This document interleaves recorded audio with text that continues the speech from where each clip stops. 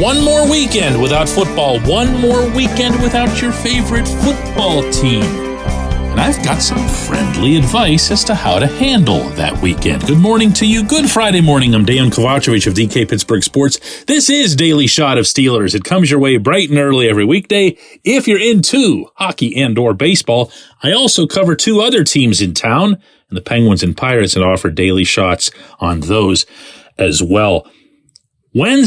Next Wednesday, is reporting day at St. Vincent College. Next Thursday, is the first time they'll take the field in anger. Which means, unless my math is off here, that you and I have 5 more days to kill without football. But that's okay. That's okay, because I was putting together, this was a couple days ago, some mild research, I guess you could call it, if you consider watching football film to be work, on the Steelers' 2 new inside linebackers. And I got to tell you, I had a really hard time pressing pause, never mind stop. But before I proceed with this, please consider this to be the latest in a series of public service announcements that reminds everybody that Patrick Queen continues to be a Steeler. Patrick Queen is actually here. He is wearing black and gold, and he's going to be out there as part of that defense. The inside linebacker, who is seen almost universally as a top 5 off-ball dude in the entire league, will be standing there wearing number 6 for the opener in Atlanta. Really feel like we need to have music for those Queen segments. We get some music for that? Yeah, we can do that. And he'll be joined, by the way, I believe anyway, by Peyton Wilson. Even though Wilson will be a rookie, even though Landon Roberts is still in the house, even though Cole Holcomb might still be in the house, we'll see if the signing of Tyler Matakevich has anything to do with Holcomb's status in his knee. But these two, Queen and Wilson, they can fill your weekend. And you don't need my help for it. All you need to do is to go to YouTube or Google or whatever it is that you happen to prefer for a search engine and type in Patrick Queen highlights. And if you want to be really convinced that they're legitimate and he's not, in fact, some sort of offshoot or beneficiary of the greatness of Roquan Smith with the Ravens, and I've heard a lot of that. Maybe it's Ravens fans trying to make themselves feel better about having lost Queen. You will see that while Smith is legitimately awesome, Queen is the same. I don't actually see a whole lot of daylight between these two players as it relates to Baltimore's film from 2023. And that's what I would recommend. And understand, too, you can come up with highlights that make anybody look like they're heading to Canton. And if you don't believe that, collect, the 25 best passes that Kenny Pickett threw in 2023, and you're going to come away thinking, wow, this kid's really going to be special.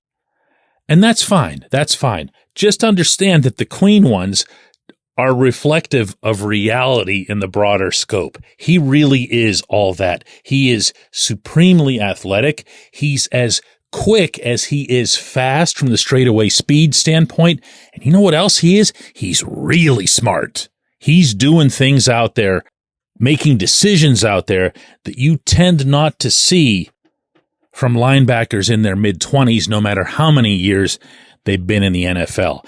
And then, and make sure this part comes second, do the Wilson highlights. Now, unfortunately, all of your Wilson highlights are going to have to be college highlights since he's yet to play a single snap in the NFL. But on this one, I will give a little bit of guidance because I really dove into a deep hole on this one. Pay particular attention to the way he closes, meaning once he identifies a target, whether that's in the backfield, whether that's in coverage, whether that's downfield, if you've seen the freak highlight that's so prevalent that you might already know what I'm talking about here, where he chases a dude down like 30, 40 yards from behind. It's crazy. But even on conventional, seemingly boring plays where he'll just force somebody out of bounds by running in his direction, he's doing uncommon things. He's covering uncommon ground. Considering his starting point in some of those sequences, it's staggering how fast he is. He's also a solid tackler, and he has a nasty disposition a lot of the time when he's making those tackles. Nothing that's going to get you flagged, nothing undisciplined. I didn't see any of that. What I did see was someone who, after he'd make the tackle, the other player would bounce up. Wilson would be back on the way to his defensive huddle, but he would make sure that he'd bump that guy one extra time. Remind him, hey, that was me that took you down. And you know what? It's going to be me taking you down the next time, too. Patrick Queen, Peyton Wilson, invest this weekend, my friends, in these two. When we come back, J1Q. Luxembourg, Garbett, Kelly & George. LGKG is a personal injury law firm in Western Pennsylvania that represents people hurt in car accidents or who need help with workers' comp or medical malpractice. When the attorneys at LGKG make you a promise, they keep it.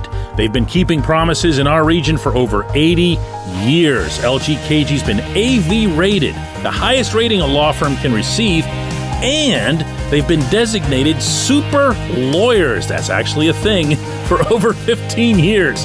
It's a rare combination. LGKG has offices in Cranberry, Newcastle, Beaver Falls, Butler, and Elwood City.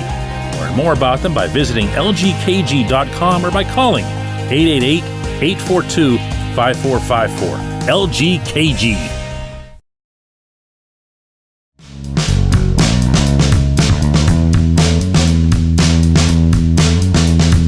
Today's J1Q comes from Steve, who says, DK, great idea on the Thursday episode of the NFL having an affiliated minor league. Do you think they'll do it?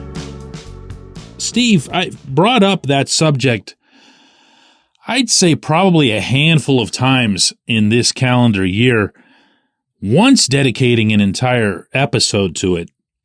And it's funny, but every time I do it, I get reactions like yours that are, wow, hey, why didn't they seem to think of that? Or why aren't they already putting this into motion? To me, it seems like a screaming no-brainer. It feels a lot like, the PPG Plaza downtown in the middle of the glass cathedral-looking skyscrapers. Remember when they put in for the first time the ice rink? And remember the first time you saw it, how beautiful it was, and the candles and the reflections in the glass. And remember how you thought to yourself, how in hell did nobody think of this before? Like, you felt so dumb that nobody had come up with this. It's so perfect. That's how I see the NFL and having an affiliated minor league. If you want to talk about, as I did on yesterday's show, by the way, with a ton of great feedback from all over the world, which is really cool. If you want to talk about expanding the game and you want to talk about doing it in London and Frankfurt and Barcelona and Sao Paulo and Mexico City, that's all fine. I'm good with it. But I also believe that there'd be real value and real money to be made by just continuing to build within the United States of America. These are not necessarily exclusive concepts. One doesn't have to come at the expense of the other. Think of it this way to try to put it into a more practical sense. You have 32 teams in the NFL. You have a handful of pretty good-sized markets that don't have professional football. To cite just a handful, St. Louis and San Diego recently lost their franchises. I think, in both cases, undeservedly so. You have Portland, Oregon, Memphis, Tennessee, which was home to the Oilers for like a week and a half or something, Salt Lake City, where everybody seems to be rushing to now. How about Austin, Texas? A place that very few people talk about because, unless I'm missing something, the only major sport they have, if you can consider it that yet, is MLS, Major League Soccer. But that's a top 10 population city in America, and it's really starving for sports.